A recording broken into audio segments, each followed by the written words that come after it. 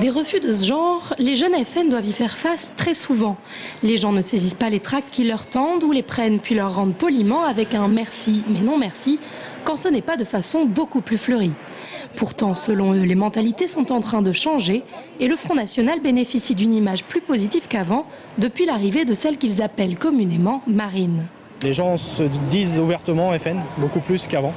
Moi, dans mon canton, j'ai des commerçants, ils n'hésitent pas même à laisser, alors si c'est des gérants de bar, nos piles de tracts sur leur bar ou sur la vitrine. Enfin, c'est assez régulier, oui. C'est l'effet Marine, oui. Ouais. On avait dit qu'il y a une vague bleu marine et la vague continue d'être là, quoi. Et ce sont donc en priorité les jeunes qui surfent sur la vague bleu marine. En Indre-et-Loire, on dénombre 60 encartés entre 16 et 30 ans, à l'instar de Dimitri, qui s'est engagé fin 2010.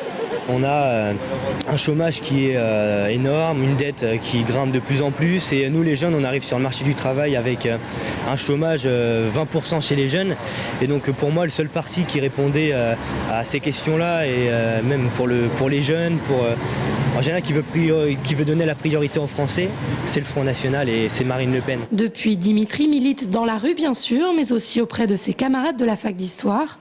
Une véritable mission qu'il s'est donnée puisque traditionnellement les étudiants ne sont pas frontistes, ou du moins selon lui, ne le savent pas. Il y a beaucoup de jeunes en fait qui ont les mêmes idées que Marine Le Pen mais qui se rendent pas vraiment compte que c'est pour elle qu'il faut voter. Donc c'est pas vraiment convertir en fait ce que je fais. C'est juste leur montrer, les informer, leur montrer, regardez son programme, regardez vos idées.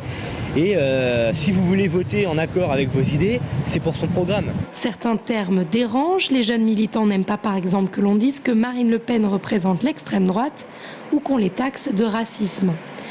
Alors, réalité ou préjugé, rendez-vous le 22 avril pour voir si l'image du FN a vraiment évolué.